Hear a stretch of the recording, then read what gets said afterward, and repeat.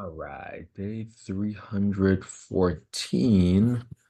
What we got today is 8689 Triumph Circle, Wildwood, Florida, 34785. Four bed, two bath, purchase price 321. So here's some key information right here that we're just gonna write down. Right. This is just a deal that posted right on Facebook. I'll show you how to analyze this deal really quick.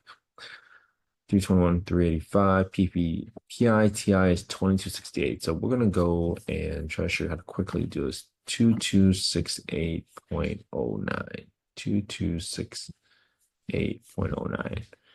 And when you have the total PI, TI number, you get to go to our cell B28, 2268.29, right? 2268.09.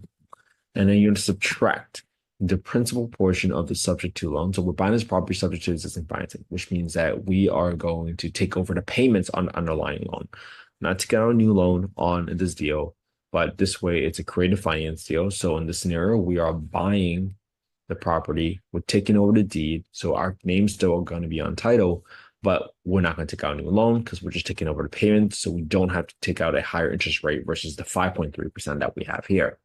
Now, as we go down to the section right here, remaining balance is going to be right here, 297,585. 297,585.19, 5.3% interest rate. And then we don't have to get the exact number out because we already got the total payment down right here for property taxes. So in B28 now, where I normally put my property taxes, I have the total amount for taxes and insurance. Now, because this property is in Florida, I'm going to add an extra $50 for my insurance expense every single month because I know insurance expense is going to be really, really high. You want to say hi? Yeah. Okay, you can say hi to Underwriting. Say hi. Hey. Good job, Soleil. We're analyzing a deal right now. All right, now we got 10% for maintenance. We got 10% for property management, and then we got 5% for vacancy. For maintenance is very important, right? Because you got to set aside money every single month because you know the roof is going to get repaired, you know the HVAC is going to get repaired, and you know at some point you got to replace the water heater as well. So that's why you got to set aside money every single month. What do you want to do? Sorry, we are on vacation, so we're going live still, but it's late. Active participant. Yeah, yeah. Shark. Oh, you want baby shark? Yeah. Can daddy finish and then we'll do baby shark? Okay, thank you. All right, so for our monthly income rent, this is how we determine it. So first, we got to figure out what county this is in. Now, when we looked up this property, we can find out that it's in Sumter County. So we're going to look up HUD FMR. We're going to look up the first link right here.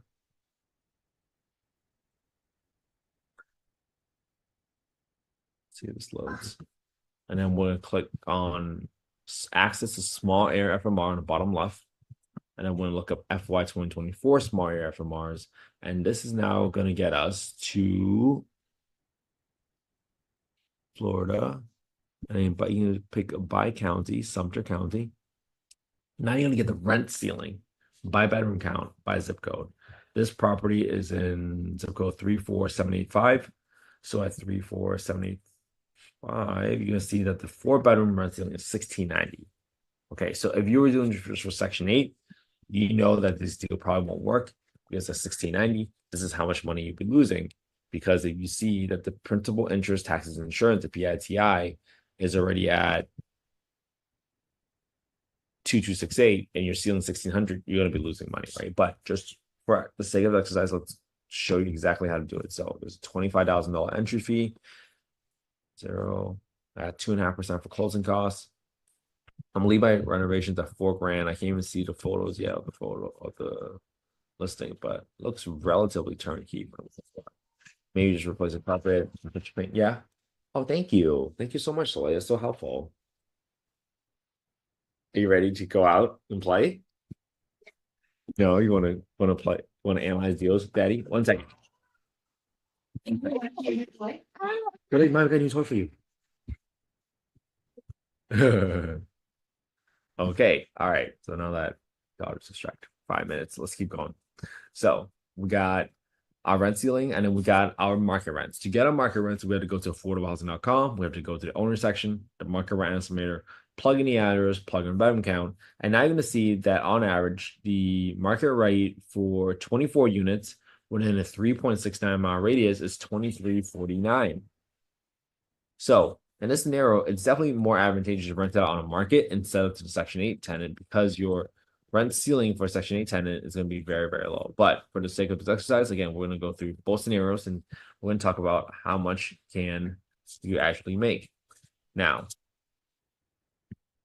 at 1,600, right? What's the rent ceiling?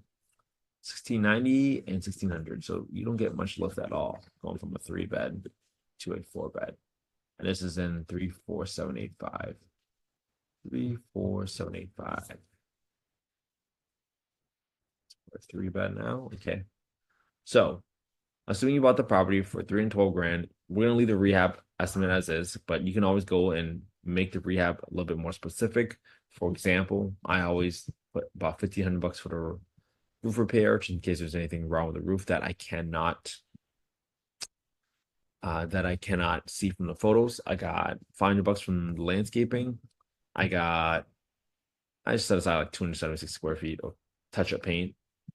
And I got 2 toilets that I generally replace with high pressure flush toilets so that I get less calls about clogged toilets. I have a couple of those at my Airbnb. So if you rent it out, it's a 4-bedroom for 1,690, right? Which is the rent ceiling. I'd be negative cash flow of 1,050. Right? I don't care about my cash on cash return. This is assuming I bought this property for $312,000 with $4,500 rehab, $25,000 down payment, entry fee, and my mortgage insurance 5.3. Now, if I went ahead and rented out as a market rate, even though my rent goes up a lot higher at 23.49, I will still be negative cash flow. Let me show you what it is. We'll update B16 to 23.90. And now this is gonna be negative 525. So I'm still losing $525, even in the best case scenario, again, assuming everything else stay constant. So this to me is why this would not be a deal, even though it's a creative finance deal. Now, obviously, this is not investment advice. I'm not soliciting any investments on this call. Simply showing you all the work to do to build in the habit, build in the practice, and also how to recognize that even though you might hear about creative finance deals, right, where you can take over a loan subject to at a lower interest rate than the market, and this scenario is 5.3%, doesn't mean that's a deal, right? Because unless you can afford to shell out $500 from your pocket every single month, that's not a deal. Some people, when they market deals, they'll just say, oh, my rent is 23.90 and my PITI is 22.68. So I would cash flow about $120 onto this deal. It's not true because you got to take into account your expenses, right? So be careful about how they market, how they classify things as cash flow, because you know this money doesn't belong to you. You know in like 10, 15 years, you're gonna replace the roof and it might cost you 15, 20 grand. And that extra $200 that you spent for that you thought you were profiting for the last 100 months, in 100 months and you replace the roof in 20 grand, you made nothing. Right. So don't be that person. Make sure that you set aside maintenance every single month so that you are properly allocating cash towards an account because that asset is going to depreciate over time, not just for tax purposes, but legitimately because your property will need replacement. All right. So I hope you all have an amazing day. I hope you guys all spend a quality time with your family today. It's Friday, August 9th. I hope you guys are able to spend some quality time with your family and friends today. That's what life is all about.